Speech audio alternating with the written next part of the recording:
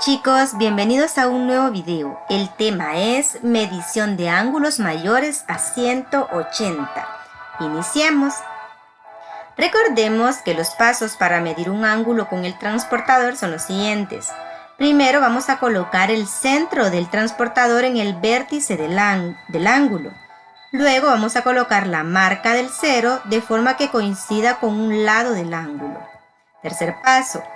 Localizar en el transportador la graduación por donde pasa el otro lado del ángulo.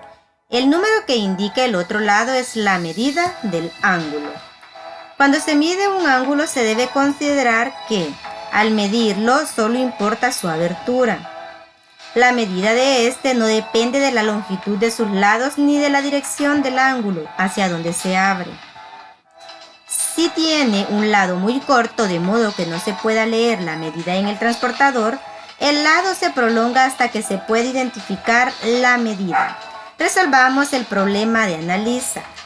Mide el ángulo con el transportador y aquí está la imagen. Observemos que este ángulo es mayor que 180 grados. Podemos prolongar un lado del ángulo, en este caso sería este lado, para formar un ángulo llano. Hay dos formas de prolongar. Podemos prolongar este lado y aquí tendríamos un ángulo de 180.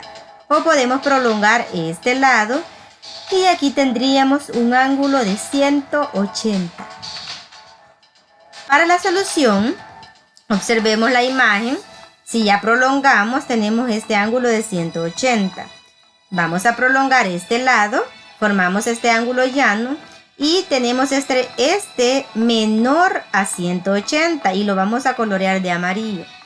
El siguiente paso sería medir el ángulo que hemos coloreado y lo vamos a sumar al primer ángulo que es el ángulo llano. 180 más 30. Y 180 más 30 es 210 grados. La medida del ángulo es 210 grados. Este ángulo desde aquí hasta acá. Hay otra forma de resolverlo.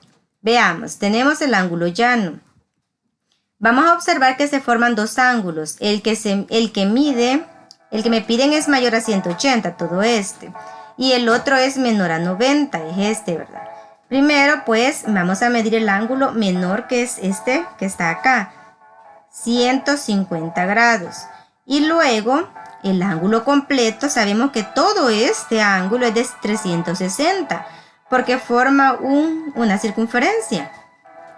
A este ángulo grande, que es 360, le vamos a restar el ángulo menor, que es este de 150. A 360 le restamos el ángulo de 150, nos queda este ángulo que nos estaban pidiendo al inicio, el de 210 grados. Esta es otra manera para poder determinar la medida de ese ángulo. El comprende nos dice: para medir ángulos mayores de 90 grados se sigue el mismo proceso que para medir ángulos menores de 90 grados. Si un ángulo tiene un lado horizontal, a partir de ese lado se mide con el transportador siguiendo los mismos pasos. ¿Cuáles? Los ángulos que son menores a 90 se llaman ángulos agudos. Los ángulos que son mayores a 90 pero menores a 180 grados se llaman ángulos obtusos. Los ángulos de 180 grados se llaman ángulos llanos.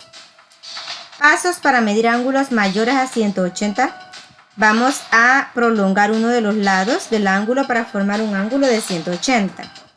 Luego vamos a medir la parte del ángulo que pasa de 180 y la vamos a sumar las medidas de los dos ángulos, el ángulo que se midió más el de 180. Veamos entonces el ejercicio de resuelve. Miguel, Mario y María midieron el ángulo A con sus transportadores. Determina quién midió correctamente el ángulo y explica por qué se equivocaron los otros dos. Veamos, aquí están las imágenes. Miguel midió este ángulo y dice que mide 73 grados. ¿Será verdad que este ángulo, este es el lado inicial, este es el lado final, será verdad que midió correctamente? Ningún lado del ángulo coincide con la marca del cero, por lo tanto Miguel no lo midió correctamente. Veamos ahora el que midió Mario. Observemos, el lado inicial sí está en la posición de 0 y él dice que mide 150. Veamos si es verdad. 10, 20, 30. No ha medido porque está diciendo que es el ángulo A. Por lo tanto, no, la medida correcta es 30 grados, ya vimos, porque un lado del ángulo coincide con la marca del 0 y de ahí se empieza a contar hasta llegar al otro ángulo. Por lo tanto, no midió correctamente Mario.